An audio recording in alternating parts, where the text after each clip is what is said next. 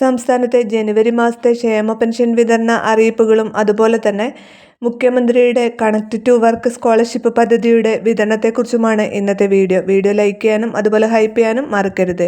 പെൻഷനുമായി ബന്ധപ്പെട്ട അറിയിപ്പുകൾക്ക് നിങ്ങൾ ഈ ചാനൽ സബ്സ്ക്രൈബ് ചെയ്യുക. വീഡിയോ ഉപകാരപ്രദമായി ഷെയർ ചെയ്യാനും മറക്കരുത്. സാമൂഹ്യ സുരക്ഷാ പെൻഷൻ ഗുണഭോക്താക്കൾക്ക് കഴിഞ്ഞ ദിവസം ധനമന്ത്രി KN ബാലഗോപാൽ വരുമാന സർട്ടിഫിക്കറ്റ് ഹാജരാക്കുന്നതിനുള്ള കാലാവധി 6 മാസം കൂടി നീട്ടിയതായി അറിയിച്ചിരുന്നു. ജൂൺ 30 വരെയാണ് ഇതിനുള്ള സമയപരിധി നൽകിയിട്ടുള്ളത്. വരുമാന സർട്ടിഫിക്കറ്റ് ലഭ്യമാക്കാത്തവരുടെ പെൻഷൻ തടയരുതെന്നും വകുപ്പിന് ധനമന്ത്രി നിർദ്ദേശം നൽകിയിട്ടുണ്ട്.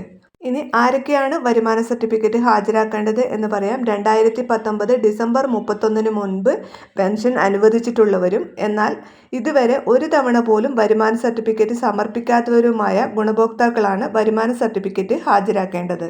അതുപോലെ തന്നെ നോൺ റീമാരേജ് സർട്ടിഫിക്കറ്റ് ഹാജരാക്കേണ്ടവർ ആ സർട്ടിഫിക്കറ്റ് കൂടി ഹാജരാക്കേണ്ടതാണ്.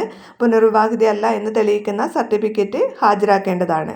മറ്റൊരു അറിയിപ്പുള്ളത് ജനുവരി മാസത്തെ ക്ഷേമ പെൻഷൻ വിതരണം ജനുവരി 26 കൂടിയാണ് ആരംഭിക്കുക.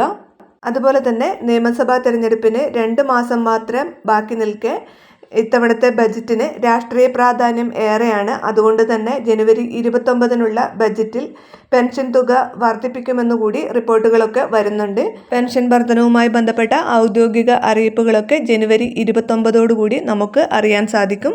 അടുത്ത അറിയിപ്പ് മുഖ്യമന്ത്രിയുടെ കണക്ട് ടു വർക്ക് സ്കോളർഷിപ്പ് പദ്ധതിയുടെ 1000 രൂപ വിതരണത്തെക്കുറിച്ചാണ്. ഇതിന്റെ ഉദ്ഘാടനം ഇന്നലെ കഴിഞ്ഞു. ആദ്യഘട്ടത്തിൽ 10,000 പേർക്കാണ് ഇതിന്റെ തുക എത്തിച്ചേരുക.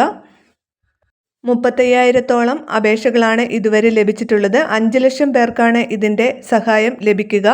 മുഖ്യമന്ത്രിയുടെ കണക്ട് ടു വർക്ക് സ്കോളർഷിപ്പ് പദ്ധതിയിലേക്ക് അപേക്ഷിച്ചിട്ടുള്ളവർ കേരള എംപ്ലോയ്മെന്റ് വകുപ്പിന്റെ ഔദ്യോഗിക വെബ്സൈറ്റായ എംപ്ലോയ്മെന്റ് കേരള സന്ദർശിക്കുക. അതിൽ chief minister's connect to work scheme എന്ന വിഭാഗത്തിൽ നോ യുവർ ആപ്ലിക്കേഷൻ സ്റ്റാറ്റസ് എന്ന ലിങ്ക് വഴി അപേക്ഷയുടെ നിലവിലെ സ്ഥിതിയും തുകയുടെ വിവരങ്ങളും പരിശോധിക്കാവുന്നതാണ്. ആദ്യഘട്ടത്തിൽ 10,000 പേരുടെ വിതരണമാണ് നടക്കുന്നത്. ഇവരുടെ സ്റ്റാറ്റസ് ചെക്ക് ചെയ്യുമ്പോൾ അതിൽ അപ്രൂവ്ഡ് എന്ന് കാണുന്നുണ്ടാവും. ഇവർക്ക് തുക എത്രയും പെട്ടെന്ന് തന്നെ ലഭിക്കുന്നതാണ്. 35,000 അപേക്ഷകളാണ് ഇതുവരെ ലഭിച്ചിട്ടുള്ളത്. 5 ലക്ഷത്തോളം പേർക്ക് ഇതിൻ്റെ പ്രയോജനം ലഭിക്കും. അതുകൊണ്ട് തന്നെ ഇതുവരെ അപേക്ഷിക്കാത്തവർ എത്രയും പെട്ടെന്ന് തന്നെ അപേക്ഷിക്കുക. എങ്ങനെയാണ് അപേക്ഷിക്കേണ്ടത് എന്ന വീഡിയോ ചാനലിൽ കൊടുത്തിട്ടുണ്ട്. അതിൻ്റെ ലിങ്ക് ഡിസ്ക്രിപ്ഷൻ ബോക്സിലും കൊടുത്തിട്ടുണ്ട്. വീഡിയോ ഷെയർ ചെയ്യാൻ മറക്കരുത്.